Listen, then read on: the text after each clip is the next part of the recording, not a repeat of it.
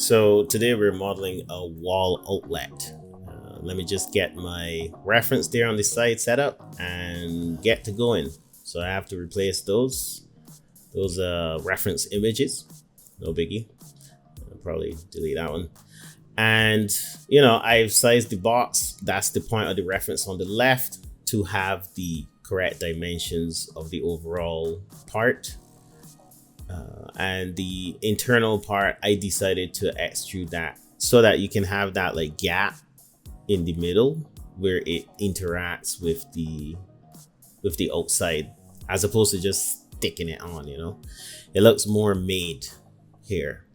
So I'm just adjusting that taper you see on the wall outlet from the back to the front of the shape, and I'm thinking low first, but then I'm adding bevels as I go to soften that area. And it depends on how often you model. You'll be able to do things like this where you're like, okay, well, that's going to be soft. I can put in a stand-in early and see how it looks. Or I can model it one time, which is what I'm doing, right? I know the detail that I want, and don't be afraid to put that in the same time. It is software. It's not the end of the world.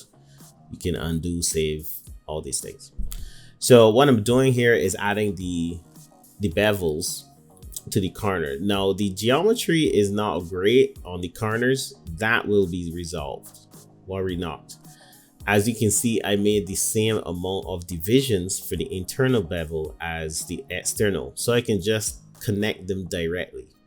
It might not look great, but it keeps the topology simple for now. Again, like the other videos, this is not the stage for optimization for me personally. So I'm just modeling it to get it accurate first.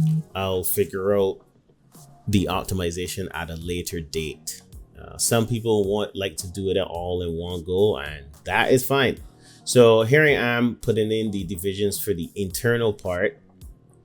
As you can see there, I'm checking the right. You can see me lining up my cuts to the parts that we're gonna take out, which are the outlet holes, obviously. And I mean, this is pretty straightforward, right? Like, I keep only the divisions I need, and I adjust them, again, only what I need. So I bevel only this area at the top so that I get the curve in that area. How I resolve the geometry after is up to me, instead of adding all the divisions through the entire middle, right? I guess this is pretty simple modeling practices, so nothing groundbreaking, And instead of doing this twice, I'm gonna just cut it, extract it, and paste it down there at the bottom, because that makes sense. I'm just cleaning up that part of the mesh, making sure it's all good, and I'm combining the two, of course, and deleting the seam that I don't need. So now I have the basis of the outlet, and that did not take very long. As you can see in the bottom left corner, it was about a half hour working at my own pace, figuring out stuff. So I would say that's a good use of my time. So I've added some divisions there, and I've used the circularize tool, circularize. And again, I added divisions even though I don't have the supporting edges yet, but it's fine. I'll resolve those edges later. Again, if you're not in the optimization stage, you can do stuff like this. All right. The idea is to get the model to the exact scale and the look. All the other stuff you can figure out later.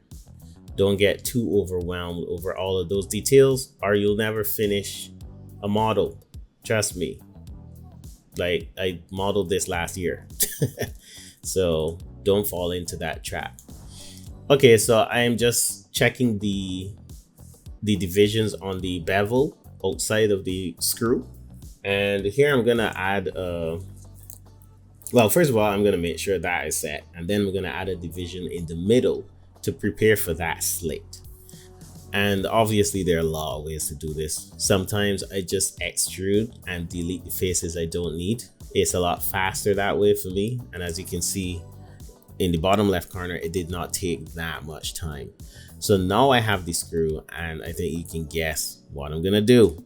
I'm just adjusting it here, the size in the middle, but then I'm going to separate this.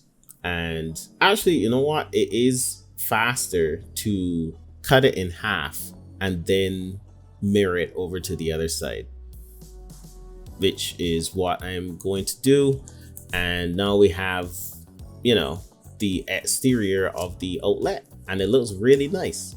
Now you might be wondering about the bevels on the inside of the plug, but I just left them. I liked the hard faceted look. I might go back and change that, I'm not sure. But for now, I am quite happy with this, and I've exported it, and we can see the scale difference.